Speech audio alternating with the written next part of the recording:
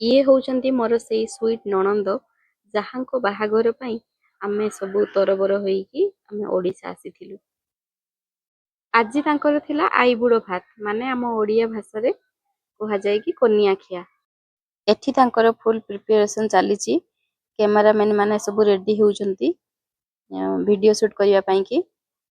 ଏଥର ଷ୍ଟାର୍ଟ ହେଇଗଲା ଆଇବୁଡ଼ ଭାତର କାର୍ଯ୍ୟକ୍ରମ। ପ୍ରଥମେ ତାଙ୍କ ଆଈ ଆଉ ମାଇଁ ତାଙ୍କୁ ଆଇବୁଡ଼ ଭାତ ଖୋଇକି ତାଙ୍କୁ ଗୋଟେ ଗିଫ୍ଟ ଦେଇଥିଲେ।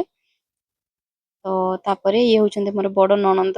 ସିଏ ବି ତାଙ୍କଠୁ ଯେହେତୁ ବଡ଼, ତ ସିଏ ବି ତାଙ୍କୁ ବନ୍ଦାପନା କରିକିନା ତାଙ୍କୁ ଆଶୀର୍ବାଦ କରିଥିଲେ। ତାପରେ ମୋ ଶାଶୁ ମା ଯାଇକି ତାଙ୍କୁ ଆଶୀର୍ବାଦ କରିଥିଲେ।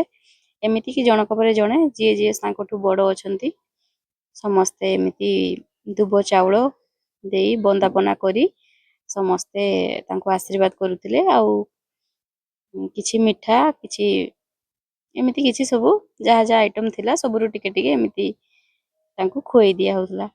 ତାପରେ ଆମେ 2 ଜଣ ଆସିଯାଇଛୁ ଏଠି। ତ ଆମେ ବି ସମସ୍ତଙ୍କ ପରି ତାଙ୍କୁ ଦୁବ ଚାଉଳ ଦେଇ ବନ୍ଦେଇ ତାଙ୍କ ବୈବାହିକ ଜୀବନର ଶୁଭ କାମନା କରି ତାଙ୍କୁ ଟିକେ ମିଠା ଖୁଆଇଦେଲୁ।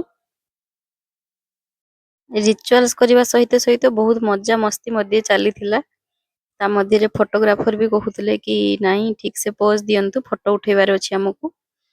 ତ ଏମିତି କିଛି ଚାଲିଥିଲା। ତା ମଧ୍ୟରେ ଆୟୁଷକୁ ବି ଆଣିକି ଟିକେ ଫଟୋ ଉଠେଇ ଦେଇଥିଲୁ।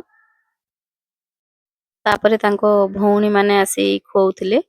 ଶେଷରେ ତାଙ୍କ ବାପା ଆଉ ମା 2 ଜଣ ଆସି ତାଙ୍କୁ ଆଶୀର୍ବାଦ କରିକି ତାଙ୍କୁ ଆଇବୁଡ଼ ଭାତର କାର୍ଯ୍ୟକୁ ସମାପ୍ତ କଲେ। ତ ଏମିତି କିଛି ଥିଲା ଆଇବୁଡ଼ ଭାତର କାର୍ଯ୍ୟକ୍ରମ। ଆପଣମାନଙ୍କୁ ସବୁ ଭିଡ଼ିଓ କେମିତି ଲାଗୁଛି କମେଣ୍ଟରେ ମୋତେ ନିଶ୍ଚିତ ଜଣାଇବେ ସାଙ୍ଗମାନେ।